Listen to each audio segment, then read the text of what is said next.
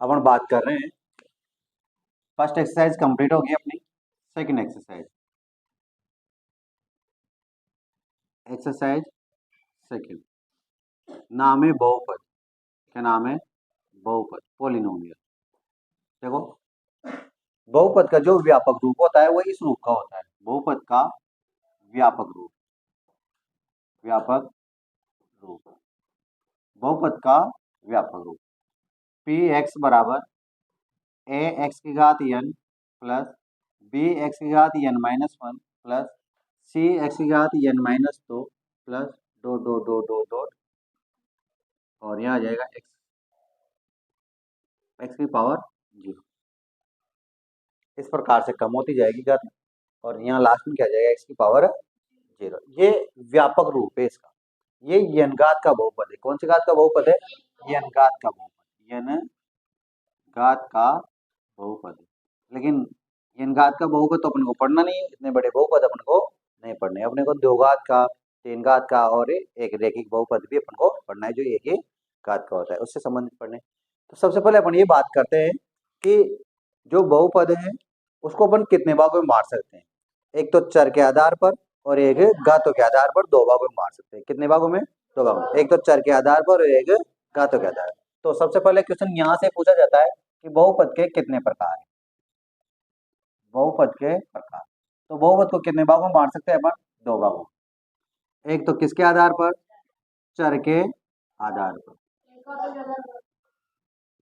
या फिर चर के आधार के बजाय पदों के आधार पर बांटो। इसको पदों के आधार पर, चर के आधार पर बांट सकते हैं। जैसे एक बहुपद में दो से अधिक चर हो, एक से अधिक चर हो, तो चर के आधार पर भी अपन बांट सकते हैं। तो चाहो तो तीन भागों में बांट दो।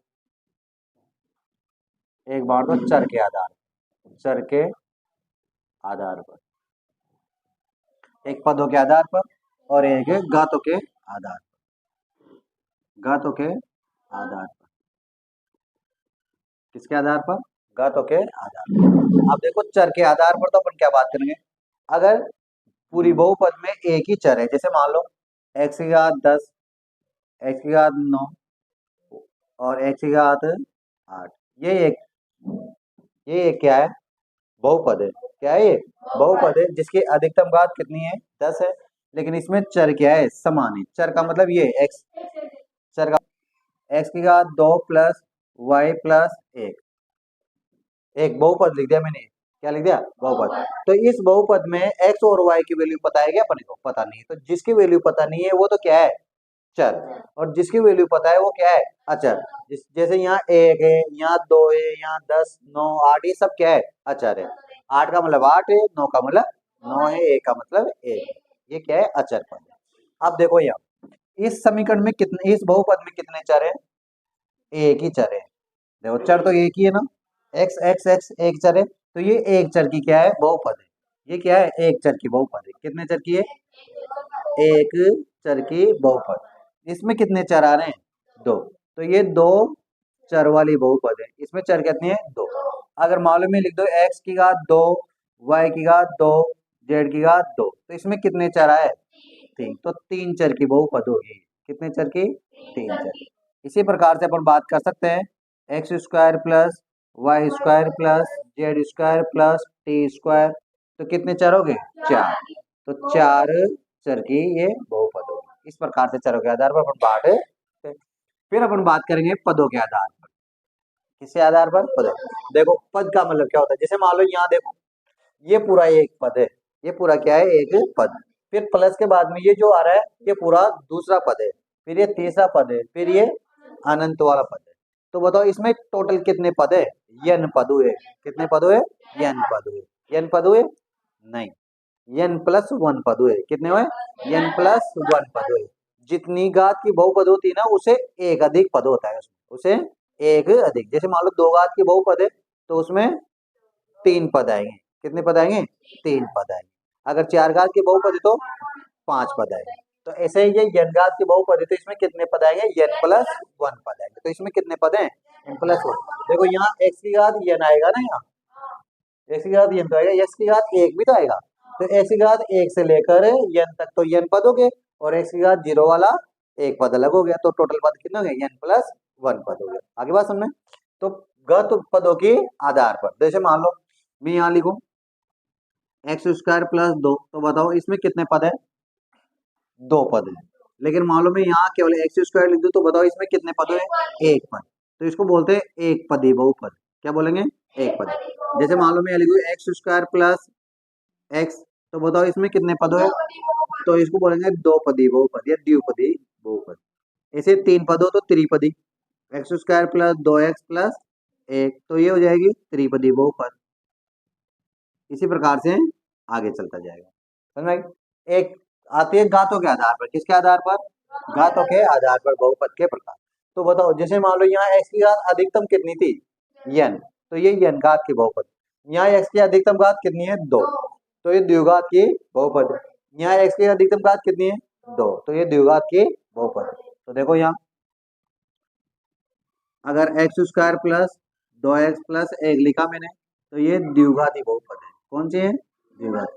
लेकिन मैंने यहाँ लिख दिया 2x प्लस 1, तो बताओ ये रेखिक बहुपद है। रेखिक बहुपद। एक घात की बहुपद को क्या कहते हैं? रेखिक बहुपद। जैसे मैंने लिख दिया एक्स की क्यूब प्लस 1, तो बताओ ये कितने घात की है? त्रिघाती बहुपद है। कितनी घात की है? त्रिघाती बहुपद। त्रिघाती बहुपद। इस प्रकार से घातों के आधार पर अपन इसको बांट सकते हैं। अब अपन इन बहुपदों के शून्य की ज्ञात करना सीखते हैं। एक तो शून्य की ज्ञात करना सीखेंगे और एक है एक्स स्क्वायर का गुणांक ज्ञात करना सीखेंगे। एक तो क्या सीखेंगे? गुणांक ज्ञात करना, और एक शून्य ज्ञात करना सीखेंगे। तो यहाँ तक तो कोई दिक्कत नहीं है, अपन आगे बढ़ते हैं। इसको उतारोगे क्या आप? उतार लो। तो सवाल कर रहे हैं अपन 2.1 का दूसरे का पहला, जिसमें क्या ज्ञात करना है अपन को? गुणांक ज्ञात करना है। क्या ज्ञात करना है? गुणांक। तो किसका गुणांक ज्ञात करना है? तो वैसे तो वहां ज्यादातर एक्स स्क्वायर का गुणांक पूछते हैं आपसे, भाई एक्स स्क्वायर का गुणांक क्या है? दी गई बहुपद में एक्स स्क्वायर का गुणांक क्या है? लेकिन आपको क्या करना है? आपको क्या करना है? यहाँ पर सारे गुणांक ज्ञात करने हैं। क्या करने हैं? सारे गुणांक ज्ञात करने हैं। जैसे एक्स का गुणांक भी ज्ञात करना है, एक्स स्क्वायर का गुणांक भी ज्ञात करना है, और अचर पद भी ज्ञात करना है, ताकि अपन सीख जाए। देखो यहाँ सबसे पहले एक्स स्क्वायर का गुणांक, एक्स स्क्वायर का गुणांक, फिर एक्स का गुणांक, फिर अचर पद। आप बताओ क्या क्या है यहाँ? अचर पद। बताओ एक्स स्क्वायर का गुणांक कितना आ जाएगा? बताओ इसमें से। यहाँ है ना एक्स स्क्वायर, तो एक्स स्क्वायर का गुणांक में क्या दिखाई दे रहा है आपको? कुछ भी दिखाई नहीं दे रहा है। तो एक्स स्क्वायर का गुणा में जब कुछ भी दिखाई नहीं दे, तो वहां क्या होता है? एक होता है, क्योंकि किसी भी संख्या को एक से गुणा करने पर कोई फर्क नहीं पड़ता है, वही संख्या आती है। तो एक्स स्क्वायर का गुणांक कितना रहेगा? एक हो जाएगा। अब बताओ एक्स का गुणांक कितना है? यहाँ पर भी कुछ भी नहीं है, तो उसका जगह भी क्या आएगा? एक आएगा। और अचर पद, अचर पद कितना है? 2। ये क्या होगा? आंसर होगा। सेम टू सेम यही कार्य यहाँ करना है। आप बताओ एक्स स्क्वायर का गुणांक बताओ, फिर x का गुणांक, फिर अचर पद, अचर पद। बताओ अपन को 3 का ही निकालना है, क्यूब का नहीं निकालना है। तो एक्स स्क्वायर का गुणांक बताओ, इसमें से क्या आएगा? माइनस का 1। देखो एक्स स्क्वायर के गुणांक में तो 1 तो है ही सही, तो लेकिन माइनस लग रहा है, तो फिर माइनस का 1। अब x का गुणांक है क्या इसमें? x तो है ही नहीं इसमें, तो फिर क्या आ जाएगा? 0, और अचर पद आ जाएगा वापस 2। ये क्या है? आंसर। अब यहाँ पता लगाओ एक्स स्क्वायर का गुणांक कितना आएगा? एक्स का गुणांक कितना आएगा? और अचर पद क्या आएगा? अब बताओ एक्स स्क्वायर का गुणांक, एक्स स्क्वायर का गुणांक कितना है? पाई बटा 2। एक्स का गुणांक, एक्स के गुणांक कितना है? 1। घबराओ मत, कुछ भी दिखाई नहीं दे रहा, तो वहां कितना आएगा? 1 ही आएगा। कितना आएगा? 1। अब अचर पद है क्या इसमें? नहीं है, तो फिर 0। ये क्या होगा? अब नेक्स्ट क्वेश्चन है शून्य के ज्ञात करना। क्या ज्ञात करना? अब इस प्रकार के अगर कोई क्वेश्चन पूछे देते तो कर लोगे आप? देखो अगर आपसे वहां एक्स स्क्वायर का गुणांक पूछे तो एक्स स्क्वायर का गुणांक ही लिख के आना है, एक्स का गुणांक पूछे तो एक्स का लिख के आना है, अचर पद पूछे तो अचर पद ही लिख कर आना है। आगे बात सुन में। इसके बाद में अपन बात करने वाले हैं शून्य ज्ञात करना। अब देखो शून्य ज्ञात कैसे करेंगे? छोटी छोटी बहुपद है, ज्यादा बड़ी बहुपद नहीं है, और वहां पे ज्यादा बड़ी बहुपद आएगी भी नहीं, क्योंकि ज्यादा बड़ी जो बहुपद आएगी ना वो कहाँ आएगी? 10th क्लास में आएगी। कहाँ आएगी? 10th क्लास में। अलग अलग बेवकूफ ही बेवकूफ छ, कम तो कोई ना था। तो देखो शून्य ज्ञात करें, तो शून्य ज्ञात करते हैं। सबसे पहले क्या करना है आपको? शून्य ज्ञात करने के लिए यहाँ लिखनी पड़ेगा शून्य ज्ञात करने के लिए एक लाइन लिखनी है ये। फिर अब देखो शून्य क्या होता है? शून्य का मतलब है x का वह मान जो दी गई बहुपद को क्या कर दे? शून्य कर दे। मतलब x का मान अगर अपन बहुपद में रखें तो उस बहुपद का पूरा मान क्या हो जाएगा?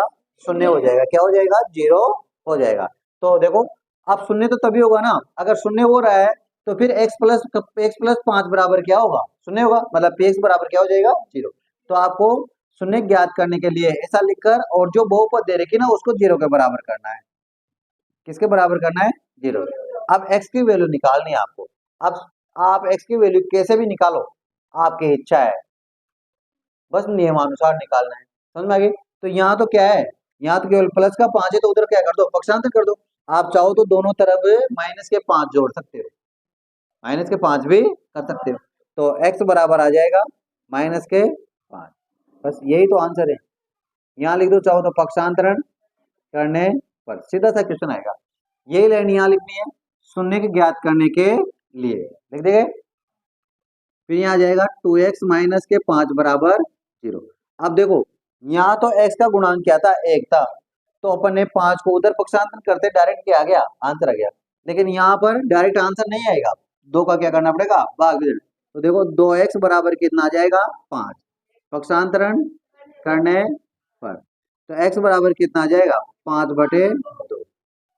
यही क्या है?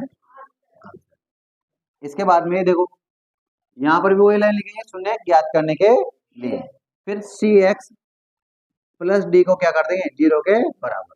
तो cx बराबर डी का पक्षांतर करेंगे तो माइनस के डी, और x बराबर आ जाएगा माइनस के d/c। ये क्या है? आंसर। इस प्रकार से आप शून्य में क्या कर सकते हो? ज्ञात कर सकते हो। उतार लें। ये आपका 2.2 का पहला क्वेश्चन।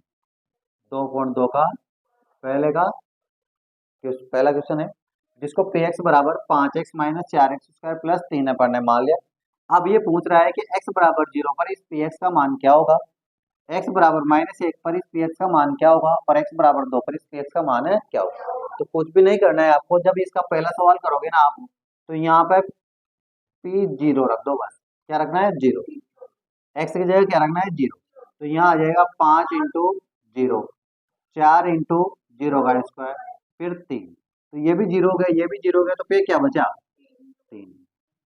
आंसर कितना बचेगा? 3। भाई 0 को 5 से गुणा करेंगे तो 0, फिर 0 का स्क्वायर 0, 0 को 4 से गुणा करेंगे तो भी 0, 0 में से 0 घटाएंगे तो भी 0, 0 में 3 जोड़ेंगे तो भी 3। 0 नहीं आएगा, 3 आएगा। कितना आएगा? 3। फिर दूसरा क्वेश्चन है p माइनस ए एक्स। पी एक्स बराबर कितना रखना है? -1। तो रखो यहाँ 5 इंटू -1, 4 इंटू -1 का स्क्वायर और प्लस के 3। अब इसको हल कर लो। 5 को -1 से गुणा करेंगे तो माइनस के 5, फिर 4, -1 का वर्ग कितना हो जाएगा? 1 हो जाएगा, और प्लस के 3।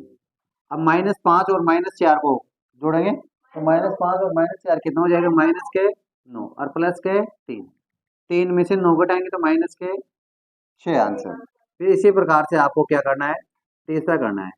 x बराबर कितना रखना है? 2 रखना है। कितना रखना है? 2। तो 2 रखो यहाँ। अब तो इसको तो आप कर लोगे ना? करोगे नहीं करोगे?